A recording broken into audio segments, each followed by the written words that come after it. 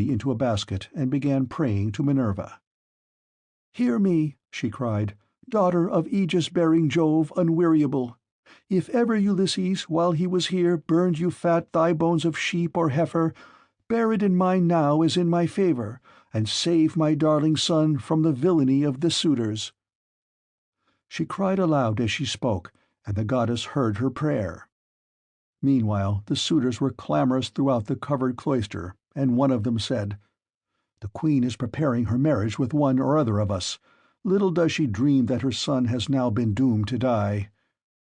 This was what they said, but they did not show what was going to happen. Then Antinous said, "Comrades, let there be no loud talking, lest some of it get carried inside. Let us be up and do that in silence, about which we are all of a mind." He then chose 20 men, and they went down to their ship and to the seaside. They drew the vessel into the water, and got her mast and sails inside her. They bound the oars to the thole-pins with twisted thongs of leather all in due course, and spread the white sails aloft, while their fine servants brought them their armour. Then they made the ship fast a little way out, came on shore again, got their suppers, and waited till night should fall. But Penelope lay in her own room upstairs, unable to eat or drink, and wondering whether her brave son would escape, or be overpowered by the wicked suitors. Like a lioness caught in the toils with huntsmen hemming her in on every side, she thought and thought till she sank into a slumber, and lay on her bed bereft of thought and motion. Then Minerva bethought her of another matter, and made a vision in the likeness of Penelope's sister Iphtime, daughter of Icarius, who had married Eumelus and lived in Pheræ. She told the vision to go to the house of Ulysses, and to make Penelope leave off crying, so it came into her room by the hole through which the thong went for pulling the door to, and hovered over her head, saying, "You are asleep, Penelope. The gods who live at ease will not suffer you to weep and be so sad. Your son has done them no wrong, so he will yet come back to you." Penelope, who was sleeping sweetly at the gates of dreamland, answered, "Sister, why have you come here? You do not come very often, but I suppose that is because you live such a long way off. Am I, then, to leave off crying and refrain from all the sad thoughts that torture me? I, who have lost my brave and lion-hearted husband, who had every good quality under heaven, and whose name was great all over Hellas and middle Argos. And now my darling son has gone off on board of a ship, a foolish fellow, who has never been used to roughing it, nor to going about among gatherings of men. I am even more anxious about him than about my husband.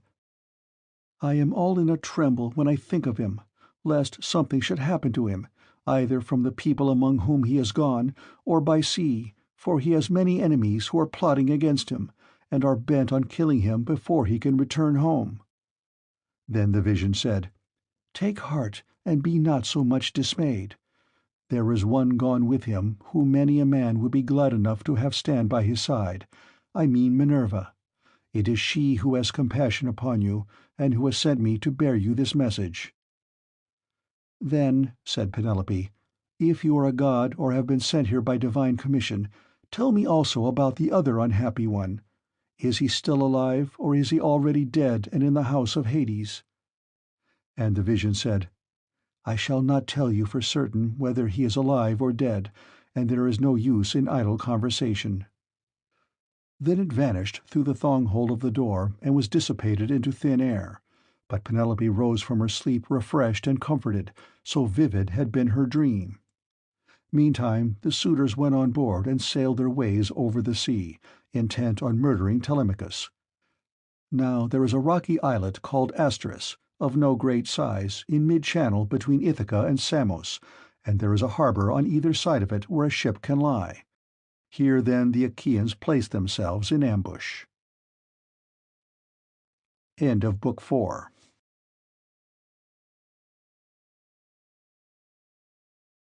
Book 5. Calypso. Ulysses reaches Scheria on a raft.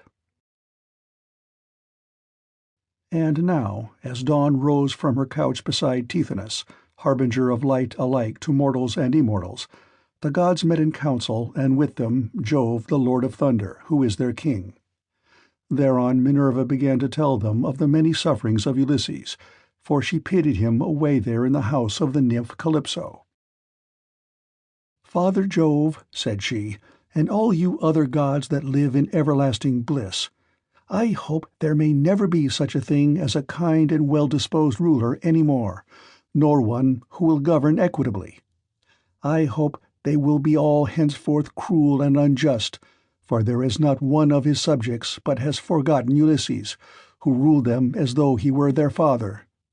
There he is, lying in great pain in an island where dwells the nymph Calypso, who will not let him go, and he cannot get back to his own country, for he can find neither ships nor sailors to take him over the sea. Furthermore, wicked people are now trying to murder his only son Telemachus, who is coming home from Pylos and Lacedaemon, where he has been to see if he can get news of his father." "What, my dear, are you talking about?" replied her father. "Did you not send him there yourself, because you thought it would help Ulysses to get home and punish the suitors?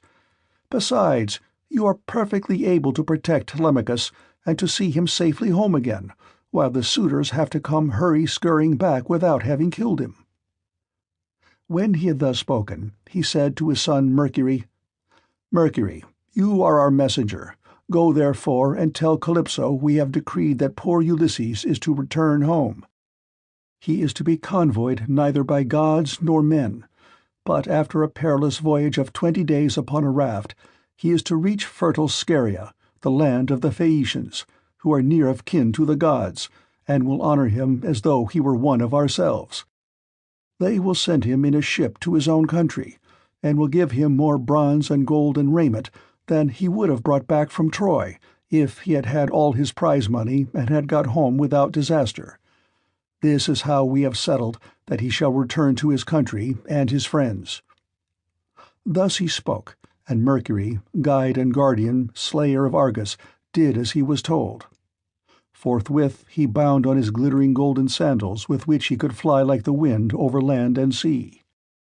He took the wand with which he seals men's eyes in sleep or wakes them just as he pleases, and flew, holding it in his hand over Pieria. Then he swooped down through the firmament till he reached the level of the sea, whose waves he skimmed like a cormorant that flies fishing every hole and corner of the ocean and drenching its thick plumage in the spray. He flew and flew over many a weary wave, but when at last he got to the island, which was his journey's end, he left the sea and went on by land, till he came to the cave where the nymph Calypso lived. He found her at home. There was a large fire burning on the hearth, and one could smell from far the fragrant reek of burning cedar and sandalwood. As for herself, she was busy at her loom, shooting her golden shuttle through the warp and singing beautifully. Round her cave there was a thick wood of alder, poplar, and sweet-smelling cypress trees, wherein all kinds of great birds had built their nests, owls, hawks, and chattering sea-crows that occupy their business in the waters. A vine loaded with grapes was trained and grew luxuriantly about the mouth of the cave. There were also 4 running rills of water in channels cut pretty close together, and turned hither and thither so as to irrigate the beds of violets and luscious herbage over which they flowed.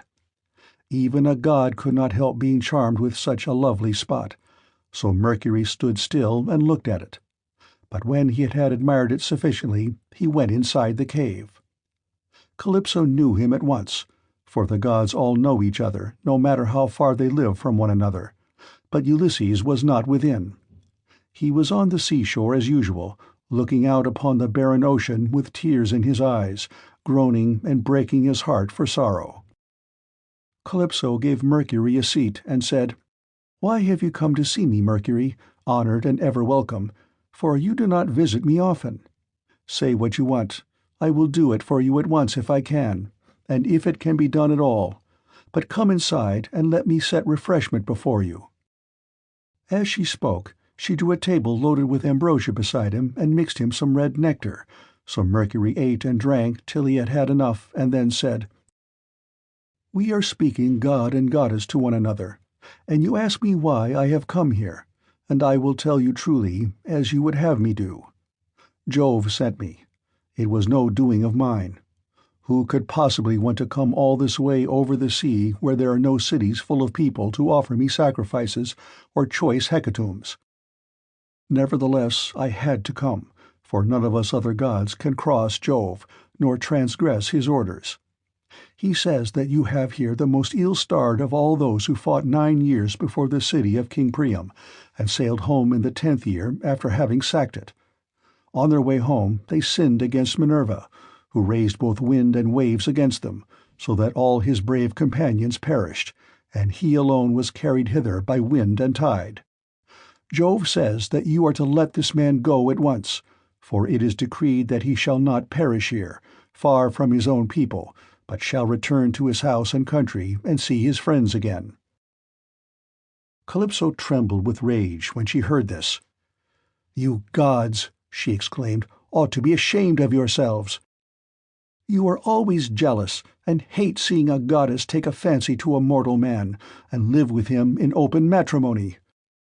So when rosy-fingered Dawn made love to Orion, you precious gods were all of you furious, till Diana went and killed him in Ortygia. So again, when Ceres fell in love with Eation, and yielded to him in a thrice-ploughed fallow field, Jove came to hear of it before so very long, and killed Eation with his thunderbolts. And now you are angry with me too, because I have a man here. I found the poor creature sitting all alone astride of a keel, for Jove had struck his ship with lightning and sunk it in mid-ocean, so that all his crew were drowned, while he himself was driven by wind and waves on to my island. I got fond of him and cherished him, and had set my heart on making him immortal, so that he should never grow old all his days. Still, I cannot cross Jove, nor bring his counsels to nothing. Therefore, if he insists upon it, let the man go beyond the seas again. But I cannot send him anywhere myself, for I have neither ships nor men who can take him. Nevertheless, I will readily give him such advice, in all good faith, as will be likely to bring him safely to his own country." "Then send him away," said Mercury, "or Jove will be angry with you and punish you." On this he took his leave, and Calypso went out to look for Ulysses, for she had heard Jove's message. She found him sitting upon the beach with his eyes ever filled with tears, and dying of sheer homesickness, for he had got tired of Calypso, and though he was forced to sleep with her in the cave by night, it was she, not he, that would have it so. As for the daytime, he spent it on the rocks and on the seashore, weeping, crying aloud for his despair, and always looking out upon the sea. Calypso then went up close to him and said, "My poor fellow, you shall not stay here grieving and fretting your life out any longer. I am going to send you away of my own free will. So go, cut some beams of wood, and make yourself a large raft with an upper deck, that it may carry you safely over the sea. I will put bread, wine, and water on board to save you from starving. I will also give you clothes, and will send you a fair wind to take you home, if the gods in heaven so will it, for they know more about these things and can settle them better than I can." Ulysses shuddered as he heard her. "Now, goddess," he answered, "there is something behind all this. You cannot be really meaning to help me home, when you bid me do such a dreadful thing as put to sea on a raft. Not even a well-found ship with a fair wind could venture on such a distant voyage. Nothing that you can say or do shall make me go on board a raft, unless you first solemnly swear that you mean me no mischief." Calypso smiled at this and caressed him with her hand. "You know a great deal," said she, "but you are quite wrong here. May heaven above and earth below be my witness with the waters of the river Styx, and this is the most solemn oath which a blessed god can take, that I mean you no sort of harm, and only advising you to do exactly what I should do myself in your place. I am dealing with you quite straightforwardly. My heart is not made of iron, and I am very sorry for you." When she had thus spoken, she led the way rapidly before him, and Ulysses followed in her steps. So the pair, goddess and man, went on till they came to Calypso's cave, where Ulysses took the seat that Mercury had just left. Calypso set meat and drink before him of the food that mortals eat, but her maids brought ambrosia and nectar for herself, and they laid their hands on the good things that were before them. When they had satisfied themselves with meat and drink, Calypso spoke, saying, "Ulysses, noble son of Laertes, so you would start home to your own land at once? Good luck go with you. But if you could only know how much suffering is in store for you before you get back to your own country, you would stay where you are, keep house along with me, and let me make you immortal, no matter how anxious you may be to see this wife of yours, of whom you are thinking all the time day after day. Yet I flatter myself that I am no whit less tall or well-looking than she is, for it is not to be expected that a mortal woman should compare in beauty with an immortal." "Goddess," replied Ulysses, "do not be angry with me about this. I am quite aware that my wife Penelope is nothing like so tall or so beautiful as yourself. She is only a woman, whereas you are an immortal. Nevertheless, I want to get home, and can think of nothing else. If some god wrecks me when I am on the sea, I will bear it and make the best of it. I have had infinite trouble both by land and sea already, so let this go with the rest." Presently the sun set and it became dark, whereon the pair retired into the inner part of the cave and went to bed. When the child of morning, rosy-fingered Dawn, appeared, Ulysses put on his shirt and cloak, while the goddess wore a dress of a light gossamer fabric, very fine and graceful, with a beautiful golden girdle about her waist and a veil to cover her head. She at once set herself to think how she could speed Ulysses on his way. So she gave him a great bronze axe that suited his hands.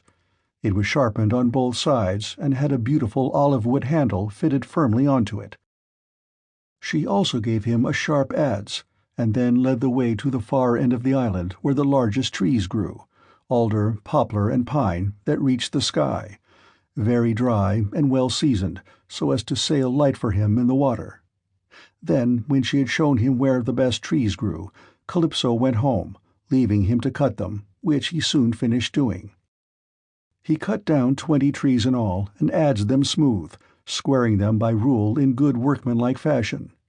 Meanwhile Calypso came back with some augers, so he bored holes with them and fitted the timbers together with bolts and rivets. He made the raft as broad as a skilled shipwright makes the beam of a large vessel, and he fixed a deck on top of the ribs, and ran a gunwale all around it. He also made a mast with a yardarm and a rudder to steer with.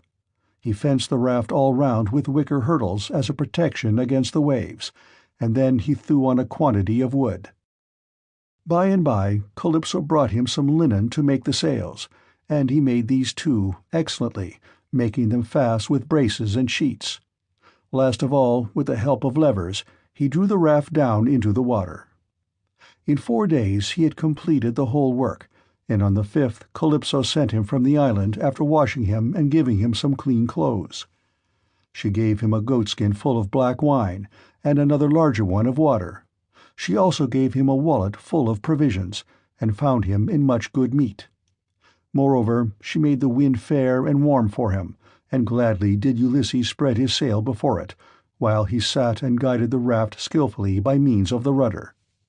He never closed his eyes, but kept them fixed on the Pleiads, on late-setting booties, and on the Bear, which men also call the Wain, and which turns round and round where it is, facing Orion, and alone never dipping into the stream of Oceanus, for Calypso had told him to keep this to his left. Days 7 and 10 did he sail over the sea, and on the 18th the dim outlines of the mountains on the nearest part of the Phaeacian coast appeared, rising like a shield on the horizon. But King Neptune, who was returning from the Ethiopians, caught sight of Ulysses a long way off, from the mountains of the Solymi. He could see him sailing upon the sea, and it made him very angry, so he wagged his head and muttered to himself, saying, "Good heavens, so the gods have been changing their minds about Ulysses while I was away in Ethiopia, and now he is close to the land of the Phaeacians, where it is decreed that he shall escape from the calamities that have befallen him.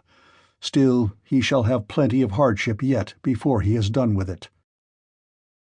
Thereon he gathered his clouds together, grasped his trident, stirred it round in the sea, and roused the rage of every wind that blows, till earth, sea, and sky were hidden in cloud, and night sprang forth out of the heavens.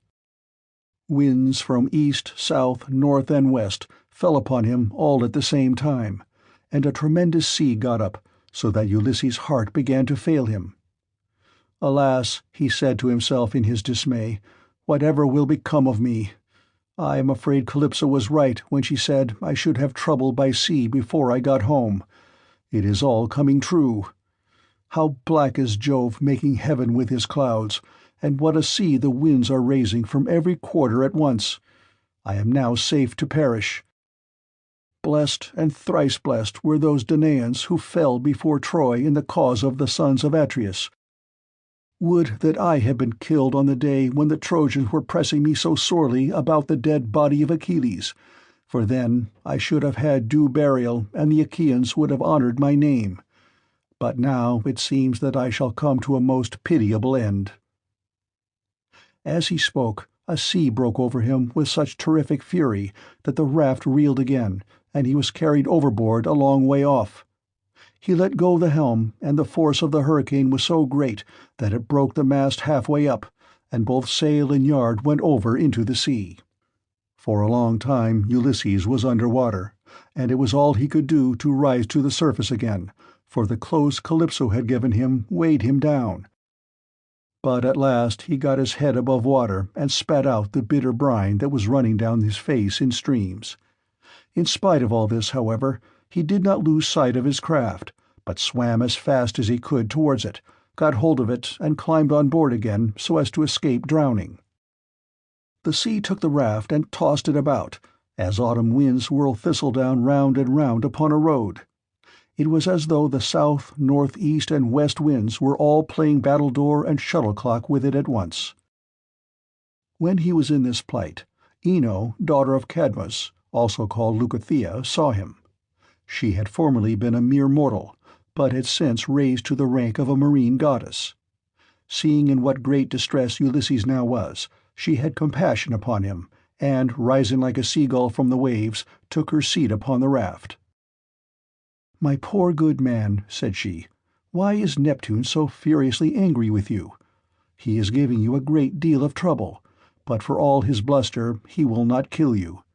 You seem to be a sensible person. Do then as I bid you. Strip, leave your raft to drive before the wind, and swim to the Phaeacian coast where better luck awaits you. And here, take my veil and put it round your chest. It is enchanted, and you can come to no harm so long as you wear it. As soon as you touch land, take it off, throw it back as far as you can into the sea, and then go away again." With these words she took off her veil and gave it him. Then she dived down again like a seagull and vanished beneath the dark blue waters. But Ulysses did not know what to think. "Alas," he said to himself in his dismay, "this is only some one or other of the gods who is luring me to ruin by advising me to quit my raft. At any rate, I will not do so at present, for the land where she said I should be quit of all troubles seemed to be still a good way off. I know what I will do. I am sure it will be the best. No matter what happens, I will stick to the raft as long as her timbers hold together. But when the sea breaks her up, I will swim for it. I do not see how I can do any better than this." While he was thus in two minds, Neptune sent a terrible great wave that seemed to rear itself above his head till it broke right over the raft, which then went to pieces, as though it were a heap of dry chaff tossed about by a whirlwind. Ulysses got astride of one plank and rode upon it as if he were on horseback. He then took off the clothes Calypso had given him, bound Ino's veil under his arms, and plunged into the sea, meaning to swim on shore. King Neptune watched him as he did so, and wagged his head, muttering to himself and saying, "There now, swim up and down as best you can till you fall in with the well-to-do people. I do not think you will be able to say that I have let you off too lightly." On this he lashed his horses and drove to Aegea, where his palace is. But Minerva resolved to help Ulysses, so she bound the ways of all the winds except one, and made them lie quite still. But she roused a good stiff breeze from the north that should lay the waters till Ulysses reached the land of the Phaeacians, where he would be safe. Thereon he floated about for 2 nights and 2 days in the water, with a heavy swell on the sea and death staring him in the face. But when the third day broke, the wind fell and there was a dead calm without so much as a breath of air stirring. As he rose on the swell, he looked eagerly ahead, and could see land quite near. Then, as children rejoice when their dear father begins to get better, after having for a long time borne sore affliction sent him by some angry spirit, but the gods deliver him from evil, so was Ulysses thankful when he again saw land and trees, and swam on with all his strength that he might once more set foot upon dry ground. When, however, he got within earshot, he began to hear the surf thundering up against the rocks, for the swell still broke against them with a terrific roar. Everything was enveloped in spray. There were no harbors where a ship might ride, nor shelter of any kind, but only headlands, low-lying rocks, and mountain-tops. Ulysses' heart now began to fail him, and he said despairingly to himself, "Alas, Jove has let me see land after swimming so far that I have given up all hope, but I can find no landing place, for the coast is rocky and surf-beaten, the rocks are smooth and rise sheer from the sea, with deep water close under them so that I cannot climb out for want of foothold. I am afraid some great wave will lift me off my legs and dash me against the rocks as I leave the water, which would give me a sorry landing. If, on the other hand, I swim further in search of some shelving beach or harbor, a hurricane may carry me out to sea again sorely against my will, or heaven may send some great monster of the deep to attack me, for Amphitrite breeds many such, and I know that Neptune is very angry with me." While he was thus in two minds, a wave caught him and took him with such force against the rocks that he would have been smashed and torn to pieces if Minerva had not shown him what to do. He caught hold of the rock with both hands and clung to it, groaning with pain, till the wave retired, so he was saved that time. But presently the wave came on again and carried him back with it far into the sea, tearing his hands as the suckers of a polypus are torn when someone plucks it from its bed, and the stones come up along with it. Even so did the rocks tear the skin from his strong hands, and then the wave drew him deep down under the water. Here poor Ulysses would have certainly perished, even in spite of his own destiny, if Minerva had not helped him to keep his wits about him.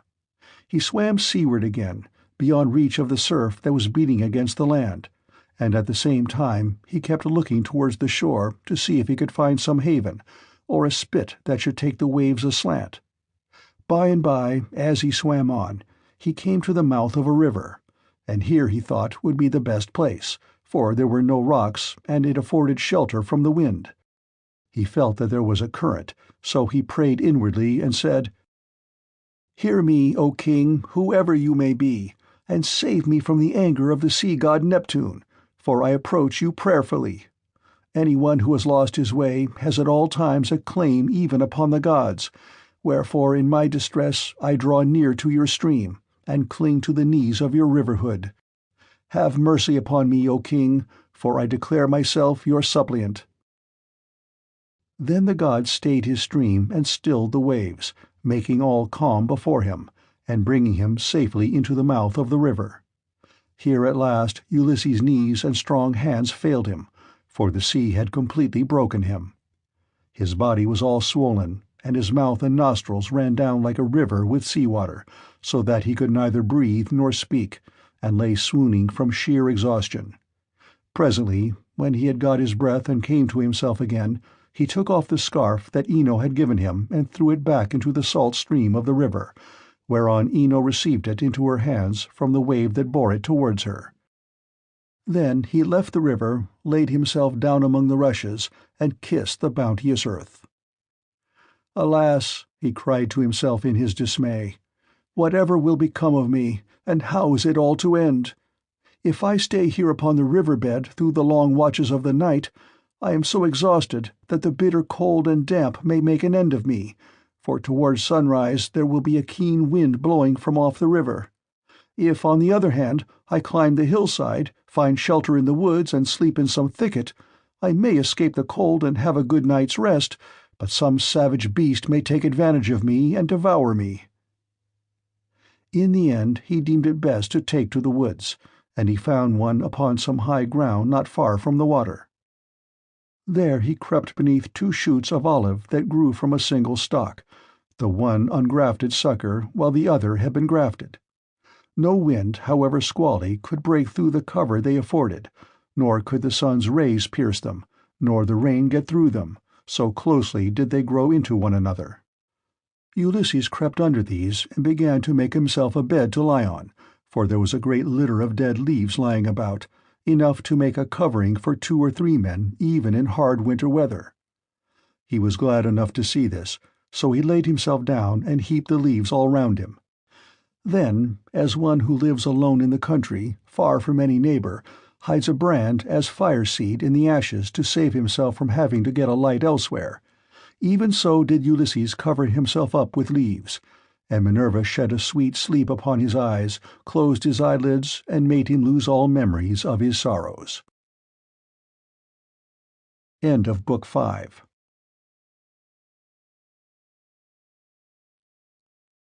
Book 6. The Meeting between Nausicaa and Ulysses. So here Ulysses slept, overcome by sleep and toil. But Minerva went off to the country and city of the Phaeacians, a people who used to live in the fair town of Hyperia, near the lawless Cyclopes. Now the Cyclopes were stronger than they, and plundered them, so their king, Nausicaa, moved them thence and settled them in Scheria, far from all other people. He surrounded the city with a wall, built houses and temples, and divided the lands among his people. But he was dead and gone to the house of Hades, and King Alcinous, whose counsels were inspired of heaven, was now reigning. To his house, then, did Minerva hie in furtherance of the return of Ulysses. She went straight to the beautifully decorated bedroom in which there slept a girl who was as lovely as a goddess, Nausicaa, daughter to King Alcinous. 2 maidservants were sleeping near her, both very pretty, one on either side of the doorway, which was closed with well-made folding doors. Minerva took the form of the famous sea captain Dymas's daughter, who was a bosom friend of Nausicaa and just her own age. Then, coming up to the girl's bedside like a breath of wind, she hovered over her head and said, "Nausicaa, what can your mother have been about, to have such a lazy daughter? Here are your clothes all lying in disorder. Yet you are going to be married almost immediately, and should not only be well dressed yourself, but should find good clothes for those who attend you. This is the way to get yourself a good name, and to make your father and mother proud of you. Suppose, then, that we make tomorrow a washing day, and start at daybreak. I will come and help you so that you may have everything ready as soon as possible, for all the best young men among your own people are courting you, and you are not going to remain a maid much longer. Ask your father, therefore, to have a wagon and mules ready for us at daybreak, to take the rugs, robes, and girdles, and you can ride too, which will be much pleasanter for you than walking, for the washing cisterns are some way from the town." When she had said this, Minerva went away to Olympus, which they say is the everlasting home of the gods. Here no wind beats roughly, and neither rain nor snow can fall, but it abides in everlasting sunshine and in a great peacefulness of light, wherein the blessed gods are illumined forever and ever. This was the place to which the goddess went when she had given instructions to the girl. By and by morning came and woke Nausicaa, who began wondering about her dream. She therefore went to the other end of the house to tell her father and mother all about it, and found them in their own room. Her mother was sitting by the fireside, spinning her purple yarn with her maids around her, and she happened to catch her father just as he was going out to attend a meeting of the town council, which the Phaeacian aldermen had convened.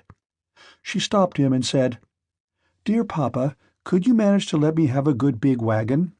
I want to take all our dirty clothes to the river and wash them. You are the chief man here, so it is only right that you should have a clean shirt when you attend meetings of the council. Moreover, you have 5 sons at home, 2 of them married, while the other 3 are good-looking bachelors. You know they always like to have clean linen when they go to a dance, and I have been thinking about all this." She did not say a word about her own wedding, for she did not like to, but her father knew and said, "You shall have the mules, my love, and whatever else you have a mind for. Be off with you, and the men shall get you a good strong wagon with a body to it that will hold all your clothes." On this he gave orders to the servants, who got the wagon out, harnessed the mules, and put them to, while the girl brought the clothes down from the linen room and placed them on the wagon. Her mother prepared her a basket of provisions with all sorts of good things, and a goatskin full of wine. The girl now got into the wagon, and her mother gave her also a golden cruse of oil, that she and her women might anoint themselves. Then she took the whip and reins and lashed the mules on, whereon they set off, and their hoofs clattered on the road. They pulled without flagging, and carried not only Nausicaa and her wash of clothes, but the maids also who were with her. When they reached the waterside, they went to the washing cisterns, through which there ran at all times enough pure water to wash any quantity of linen, no matter how dirty. Here they unharnessed the mules and turned them out to feed on the sweet juicy herbage that grew by the waterside. They took the clothes out of the wagon, put them in the water, and vied with one another in treading them in the pits to get the dirt out. After they had washed them and got them quite clean, they laid them out by the seaside, where the waves had raised a high beach of shingle, and set about washing themselves and anointing themselves with olive oil. Then they got their dinner by the side of the stream, and waited for the sun to finish drying the clothes. When they had done dinner, they threw off the veils that covered their heads, and began to play at ball, while Nausicaa sang for them. As the huntress Diana goes forth upon the mountains of Taygetus or Erymanthus to hunt wild boars or deer, and the wood-nymphs, daughters of aegis-bearing Jove, take their sport along with her, then is Leto proud at seeing her daughter stand a full head taller than the others, and eclipse the loveliest amid a whole bevy of beauties. Even so did the girl outshine her handmaids. When it was time for them to start home, and they were folding the clothes and putting them into the wagon, Minerva began to consider how Ulysses should wake up and see the handsome girl who was to conduct him to the city of the Phaeacians. The girl, therefore, threw a ball at one of the maids, which missed her and fell into deep water. On this they all shouted, and the noise they made woke Ulysses, who sat up in his bed of leaves and began to wonder what it might all be. "Alas," he said to himself, "what kind of people have I come amongst? Are they cruel, savage, and uncivilized, or hospitable and humane? I seem to hear the voices of young women, and they sound like those of the nymphs that haunt mountain-tops, or springs of rivers and meadows of green grass. At any rate, I am among a race of men and women. Let me try if I cannot manage to get a look at them." As he said this, he crept from under his bush, and broke off a bough covered with thick leaves to hide his nakedness. He looked like some lion of the wilderness that stalks about exulting in his strength and defying both wind and rain. His eyes glare as he prowls in quest of oxen, sheep, or deer, for he is famished, and will dare break even into a well-fenced homestead, trying to get at the sheep. Even such did Ulysses seem to the young women as he drew near to them, all naked as he was, for he was in great want. On seeing one so unkempt and so begrimed with salt water, the others scampered off along the spits that jutted out into the sea. But the daughter of Alcinous stood firm, for Minerva put courage into her heart and took away all fear from her. She stood right in front of Ulysses, and he doubted whether he should go up to her, throw himself at her feet, and embrace her knees as a suppliant, or stay where he was and entreat her to give him some clothes and show him the way to the town. In the end he deemed it best to entreat her from a distance, in case the girl should take offense at his coming near enough to clasp her knees, so he addressed her in honeyed and persuasive language. "O Queen," he said, "I implore your aid. But tell me, are you a goddess or are you a mortal woman? If you are a goddess and dwell in heaven, I can only conjecture that you are Jove's daughter Diana, for your face and figure resemble none but hers. If, on the other hand, you are a mortal and live on earth, thrice happy are your father and mother. Thrice happy, too, are your brothers and sisters. How proud and delighted they must feel when they see so fair a scion as yourself go out to a dance. Most happy, however, of all, will he be whose wedding gifts have been the richest, and who takes you to his own home. I never yet saw anyone so beautiful, neither man nor woman, and am lost in admiration as I behold you. I can only compare you to a young palm tree, which I saw when I was at Delos growing near the altar of Apollo. For I was there, too, with much people after me, when I was on that journey which has been the source of all my troubles. Never yet did such a young plant shoot out of the ground as that was, and I admired and wondered at it exactly as I now admire and wonder at yourself. I dare not clasp your knees, but I am in great distress. Yesterday made the 20th day that I have been tossing about upon the sea. The winds and waves have taken me all the way from the Ogygian island, and now fate has flung me upon this coast that I may endure still further suffering. For I do not think that I have yet come to the end of it, but rather that heaven has still much evil in store for me. And now, O Queen, have pity upon me, for you are the first person I have met, and I know no one else in this country. Show me the way to your town, and let me have anything that you may have brought hither to wrap your clothes in. May heaven grant you in all things your heart's desire, husband, house, and a happy, peaceful home, for there is nothing better in this world than that man and wife should be of one mind in a house. It discomfits their enemies, makes their hearts of their friends glad, and they themselves know more about it than anyone." To this Nausicaa answered, "Stranger, you appear to be a sensible, well-disposed person. There is no accounting for luck. Jove gives prosperity to rich and poor just as he chooses, so you must take what he has seen fit to send you, and make the best of it.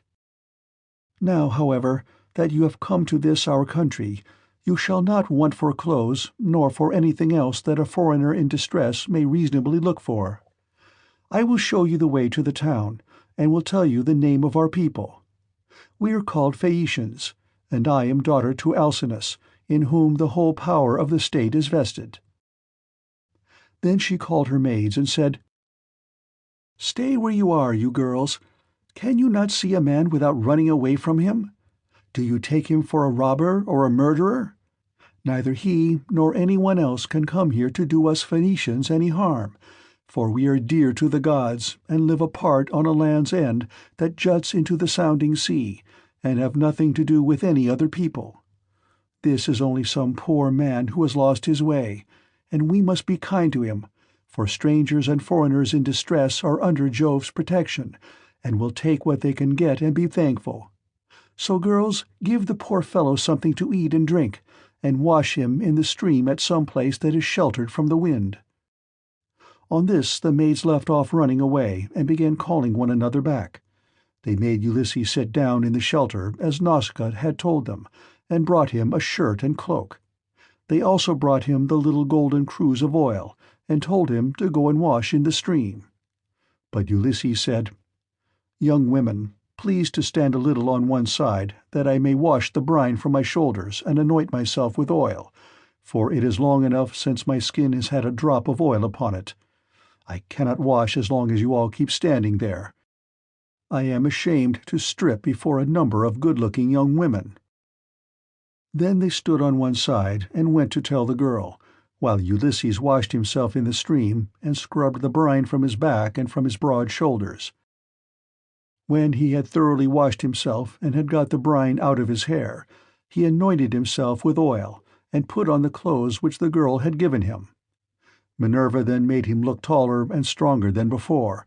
She also made the hair grow thick on the top of his head, and flow down in curls like hyacinth blossoms.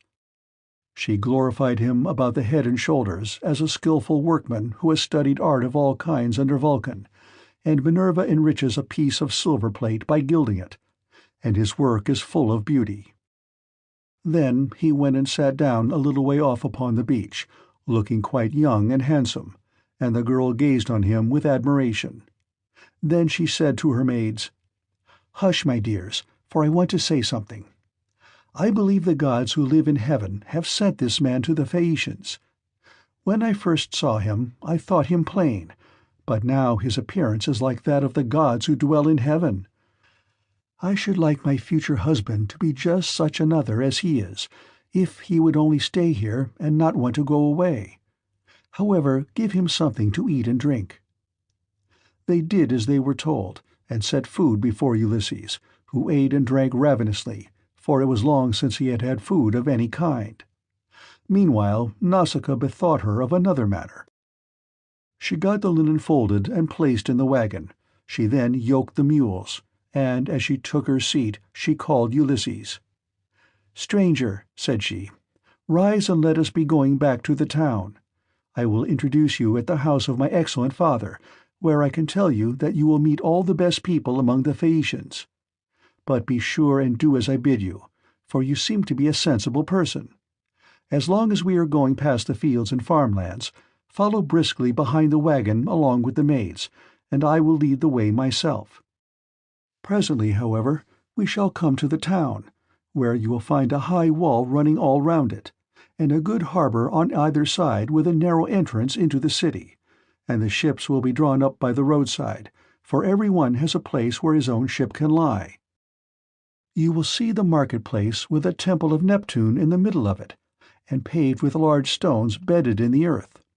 Here people deal in ship's gear of all kinds, such as cables and sails, and here too are the places where oars are made, for the Phaeacians are not a nation of archers. They know nothing about bows and arrows, but are a seafaring folk, and pride themselves on their masts, oars, and ships, with which they travel far over the sea. I am afraid of the gossip and scandal that may be set on foot against me later on, for the people here are very ill-natured, and some low fellow, if he met us, might say, 'Who is this fine-looking stranger that is going about with Nausicaa? Where did she find him? I suppose she is going to marry him. Perhaps he is a vagabond sailor whom she has taken from some foreign vessel, for we have no neighbors. Or some god has at last come down from heaven in answer to her prayers, and she is going to live with him all the rest of her life. It would be a good thing if she would take herself off and find a husband somewhere else, for she will not look at one of the many excellent young Phaeacians who are in love with her.' This is the kind of disparaging remark that would be made about me, and I could not complain, for I should myself be scandalized at seeing any other girl do the like, and go about with men in spite of everything, while her father and mother were still alive, and without having been married in the face of all the world. If, therefore, you want my father to give you an escort and to help you home, do as I bid you. You will see a beautiful grove of poplars by the roadside, dedicated to Minerva. It has a well in it and a meadow all round it. Here my father has a field of rich garden ground, about as far from the town as a man's voice will carry. Sit down there and wait for a while till the rest of us can get into the town and reach my father's house. Then, when you think we must have done this, come into the town and ask the way to the house of my father Alcinous. You will have no difficulty in finding it. Any child will point it out to you, for no one else in the whole town has anything like such a fine house as he has. When you have got past the gates and through the outer court, go right across the inner court till you come to my mother. You will find her sitting by the fire and spinning her purple wool by firelight. It is a fine sight to see her as she leans back against one of the bearing-posts with her maids all ranged behind her. Close to her seat stands that of my father, on which he sits and topes like an immortal god. Never mind him, but go up to my mother, and lay your hands upon her knees if you would get home quickly.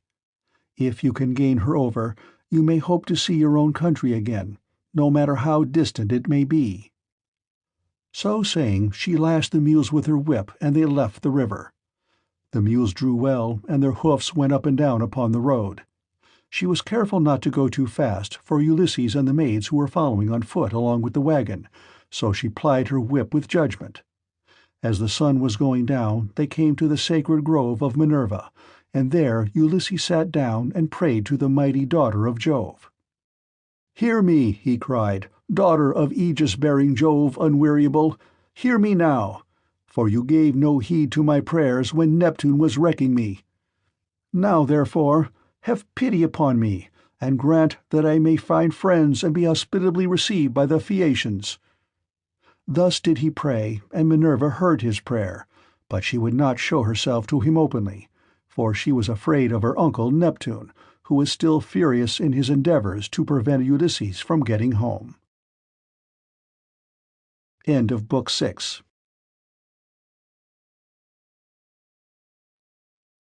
Book 7. Reception of Ulysses at the palace of King Alcinous. Thus then did Ulysses wait and pray, but the girl drove on to the town.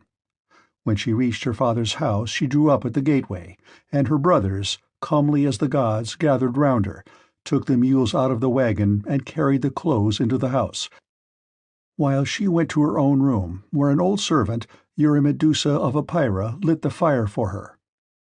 This old woman had been brought by sea from Ephyra, and had been chosen as a prize for Alcinous because he was king over the Phaeacians, and the people obeyed him as though he were a god. She had been nurse to Nausicaa, and had now lit the fire for her and brought her supper for her into her own room.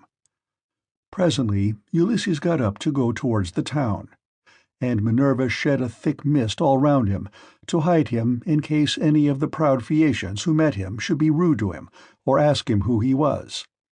Then, as he was just entering the town, she came towards him in the likeness of a little girl carrying a pitcher. She stood right in front of him, and Ulysses said, "My dear, will you be so kind as to show me the house of King Alcinous? I am an unfortunate foreigner in distress, and do not know one in your town and country." Then Minerva said, "Yes, father stranger, I will show you the house you want, for Alcinous lives quite close to my own father. I will go before you and show the way, but say not a word as you go, and do not look at any man, nor ask him questions, for the people here cannot abide strangers, and do not like men who come from some other place.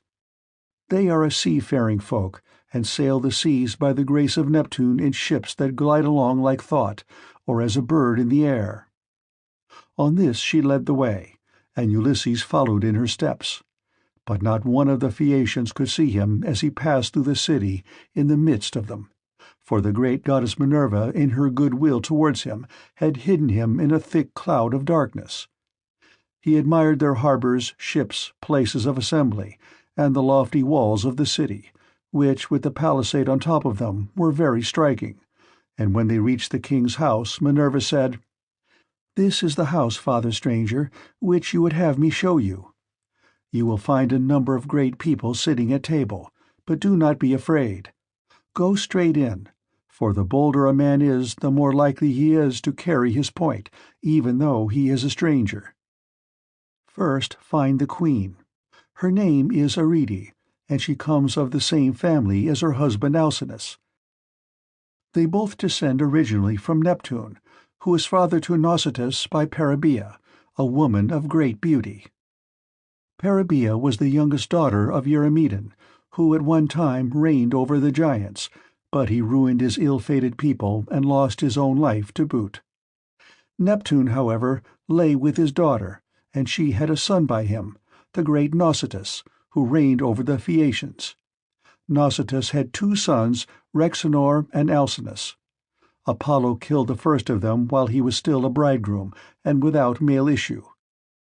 But he left a daughter, Arete, whom Alcinous married, and honors as no other woman is honored of all those that keep house along with their husbands.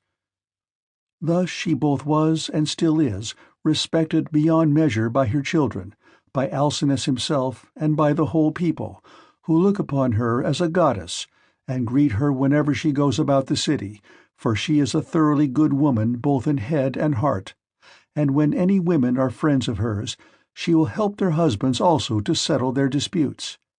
If you can gain her goodwill, you may have every hope of seeing your friends again, and getting safely back to your home and country." Then Minerva left Scheria and went away over the sea. She went to Marathon and to the spacious streets of Athens, where she entered the abode of Erechtheus.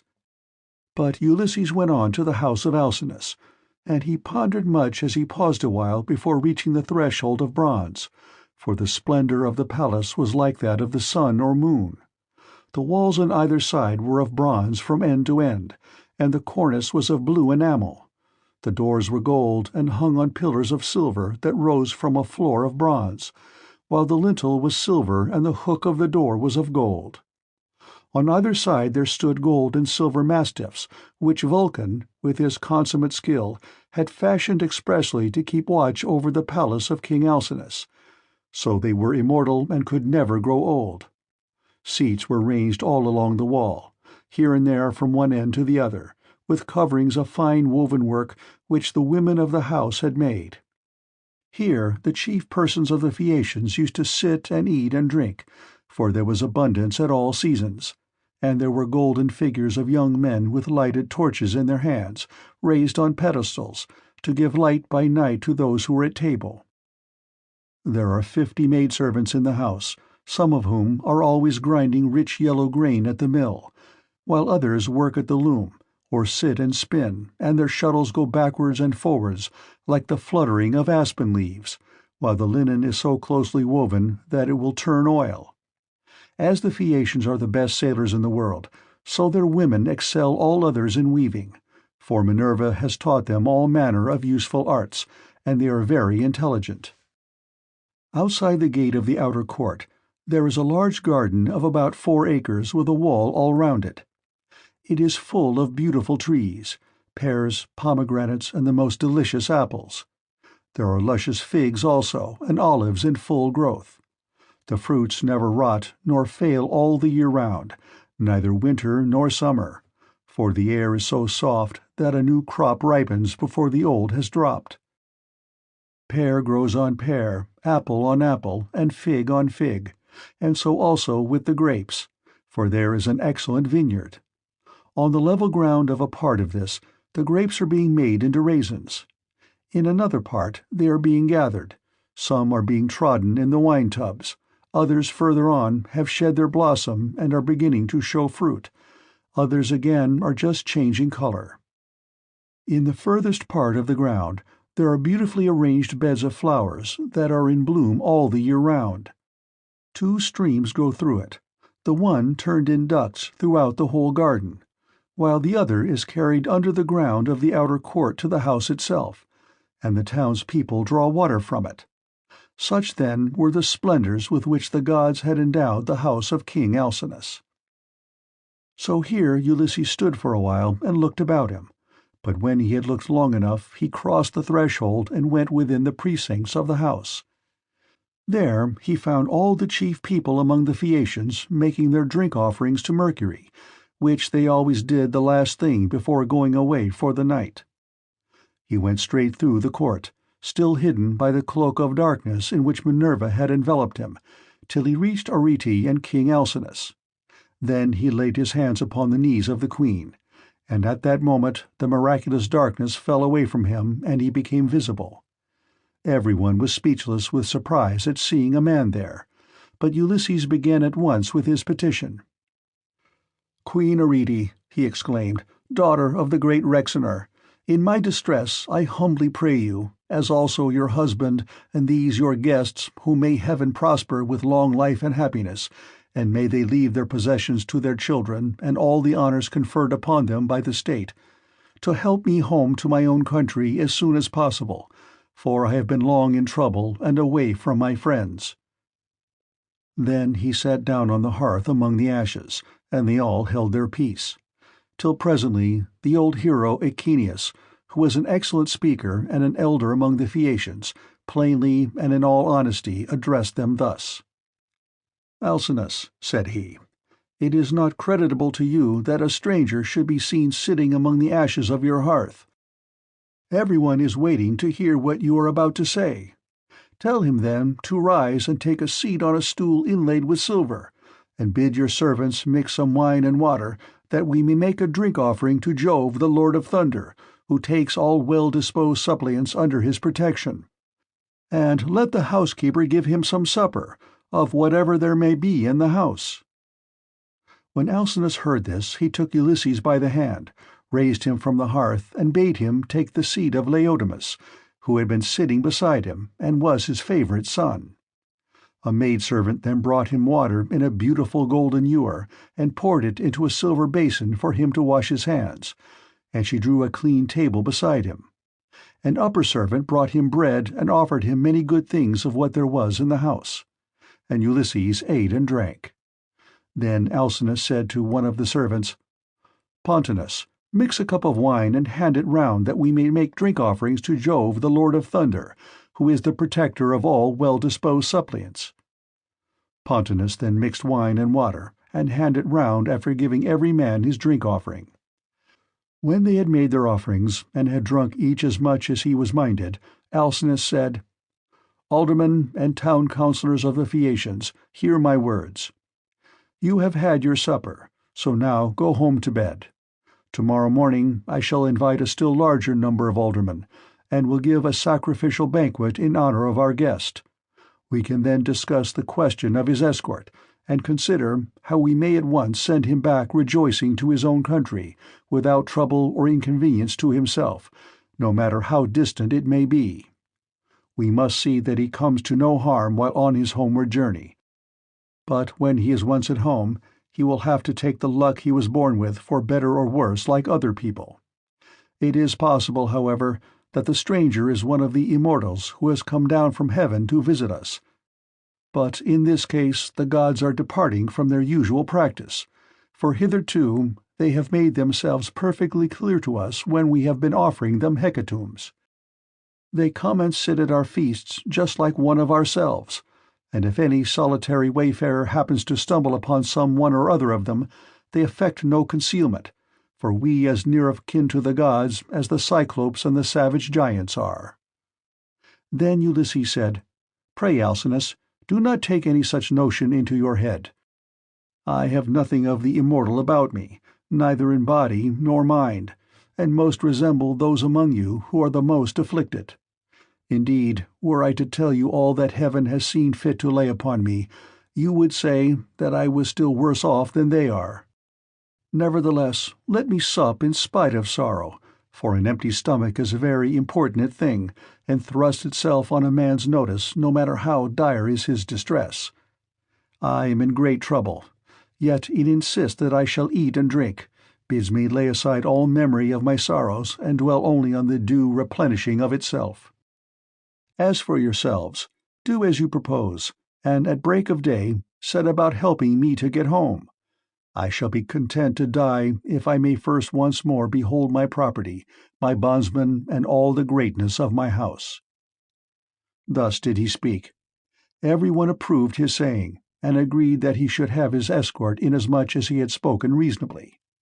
Then, when they had made their drink offerings, and had drunk each as much as he was minded, they went home to bed every man in his own abode, leaving Ulysses in the cloister with Arete and Alcinous, while the servants were taking the things away after supper.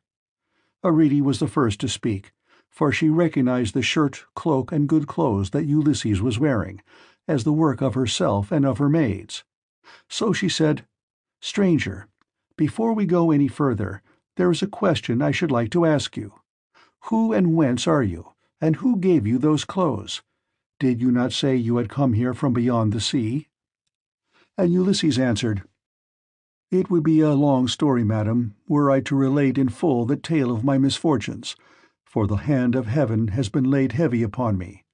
But as regards your question, there is an island far away in the sea which is called the Ogygian. Here dwells the cunning and powerful goddess Calypso, daughter of Atlas. She lives by herself far from all neighbors, human or divine.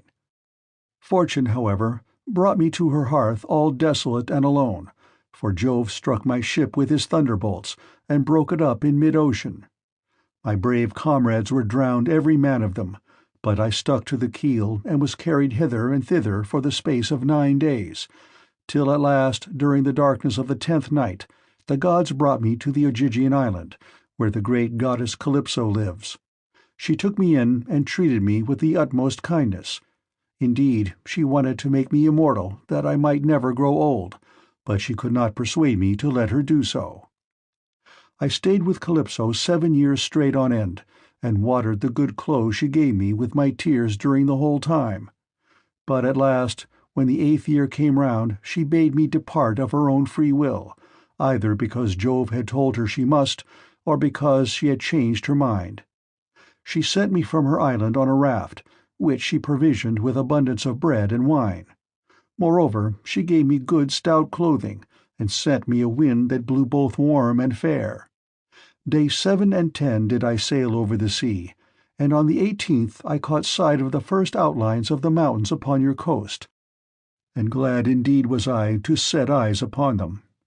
Nevertheless, there was still much trouble in store for me, for at this point Neptune would let me go no further, and raised a great storm against me. The sea was so terribly high that I could no longer keep to my raft, which went to pieces under the fury of the gale, and I had to swim for it, till wind and current brought me to your shores. There I tried to land, but could not, for it was a bad place, and the waves dashed me against the rocks. So I again took to the sea, and swam on till I came to a river that seemed the most likely landing place, for there were no rocks and it was sheltered from the wind. Here, then, I got out of the water and gathered my senses together again. Night was coming on, so I left the river and went into a thicket, where I covered myself all over with leaves, and presently heaven sent me off into a very deep sleep. Sick and sorry as I was, I slept among the leaves all night, and through the next day till afternoon, when I woke as the sun was westering, and saw your daughter's maidservants playing upon the beach, and your daughter among them looking like a goddess. I besought her aid, and she proved to be of an excellent disposition, much more so than could be expected from so young a person, for young people are apt to be thoughtless. She gave me plenty of bread and wine, and when she had had me washed in the river, she also gave me the clothes in which you see me. Now, therefore, though it has pained me to do so, I have told you the whole truth." Then Alcinous said, "Stranger, it was very wrong of my daughter not to bring you on at once to my house along with the maids, seeing that she was the first person whose aid you asked." "Pray do not scold her," replied Ulysses. "She is not to blame. She did tell me to follow along with the maids, but I was ashamed and afraid, for I thought you might perhaps be displeased if you saw me. Every human being is sometimes a little suspicious and irritable." "Stranger," replied Alcinous, "I am not the kind of man to get angry about nothing. It is always better to be reasonable. But by Father Jove, Minerva, and Apollo, now that I see what kind of person you are, and how much you think as I do, I wish you would stay here, marry my daughter, and become my son-in-law. If you will stay, I will give you a house and an estate, but no one, heaven forbid, shall keep you here against your own wish, and that you may be sure of this, I will attend tomorrow to the matter of your escort. You can sleep during the whole voyage if you like, and the men shall sail you over smooth waters, either to your own home or wherever you please, even though it be a long way further off than Euboea, which those of my people who saw it when they took yellow-haired Rhadamanthus to see Tydeus the son of Gaia tell me is the furthest of any place, and yet they did the whole voyage in a single day without distressing themselves, and came back again afterwards. You will thus see how much my ships excel all others, and what magnificent oarsmen my sailors are." Then was Ulysses glad and prayed aloud, saying, "Father Jove, grant that Alcinous may do all as he has said, for so he will win an imperishable name among mankind, and at the same time I shall return to my country." Thus did they converse. Then Arete told her maids to set a bed in the room that was in the gatehouse, and make it with good red rugs, and to spread coverlets on the top of them with woolen cloaks for Ulysses to wear. The maids thereon went out with torches in their hands, and when they had made the bed they came up to Ulysses and said, "Rise, sir stranger, and come with us, for your bed is ready," and glad indeed was he to go to his rest. So Ulysses slept in a bed placed in a room over the echoing gateway. But Alcinous lay in the inner part of the house with the queen his wife by his side. End of Book 7.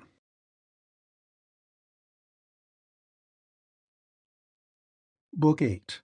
Banquet in the House of Alcinous, the Games.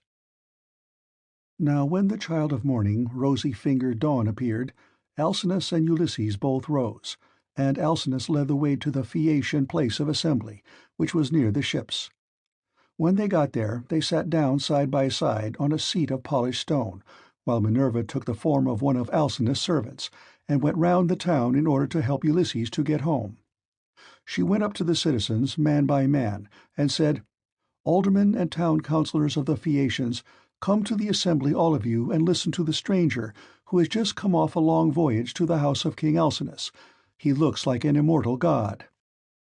With these words she made them all want to come, and they flocked to the assembly till seats and standing room were alike crowded. Every one was struck with the appearance of Ulysses, for Minerva had beautified him about the head and shoulders, making him look taller and stouter than he really was, that he might impress the Phaeacians favourably as being a very remarkable man, and might come off well in the many trials of skill to which they would challenge him. Then, when they were got together, Alcinous spoke. "Hear me," said he, "aldermen and town councillors of the Phaeacians, that I may speak even as I am minded. This stranger, whoever he may be, has found his way to my house from somewhere or other east or west. He wants an escort and wishes to have the matter settled. Let us then get one ready for him, as we have done for others before him. Indeed, no one who ever yet came to my house has been able to complain of me for not speeding on his way soon enough. Let us draw a ship into the sea, one that has never yet made a voyage, and man her with 52 of our smartest young sailors. Then, when you have made fast your oars each by his own seat, leave the ship and come to my house to prepare a feast. I will find you in everything. I am giving these instructions to the young men who will form the crew, for as regards you aldermen and town councillors, you will join me in entertaining our guest in the cloisters. I can take no excuses, and we will have Demodocus to sing to us, for there is no bard like him whatever he may choose to sing about."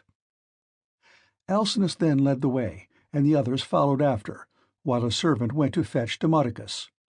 The 52 picked oarsmen went to the seashore as they had been told, and when they got there they drew the ship into the water, got her mast and sails inside her, bound the oars to the thole-pins with twisted thongs of leather, all in due course, and spread the white sails aloft. They moored the vessel a little way out from the land, and then came on shore and went to the house of King Alcinous. The outhouses, yards, and all the precincts were filled with crowds of men in great multitudes, both old and young. And Alcinous killed them 12 sheep, 8 full-grown pigs, and 2 oxen. These they skinned and dressed so as to provide a magnificent banquet. A servant presently led in the famous bard Demodocus, whom the Muse had dearly loved, but to whom she had given both good and evil, for though she had endowed him with a divine gift of song, she had robbed him of his eyesight. Pontonous set a seat for him among the guests, leaning it up against a bearing-post. He hung the lyre for him on a peg over his head, and showed him where he was to feel for it with his hands. He also set a fair table with a basket of victuals by his side, and a cup of wine from which he might drink whenever he was so disposed. The company then laid their hands upon the good things that were before them, but as soon as they had had enough to eat and drink, the Muse inspired Demodocus to sing the feats of heroes, and more especially a matter that was then in the mouths of all men, to wit, the quarrel between Ulysses and Achilles, and the fierce words that they heaped on one another as they sat together at a banquet. But Agamemnon was glad when he heard his chieftains quarrelling with one another, for Apollo had foretold him this at Pytho, when he crossed the stone floor to consult the oracle. Here was the beginning of the evil that by the will of Jove fell both upon Danaans and Trojans.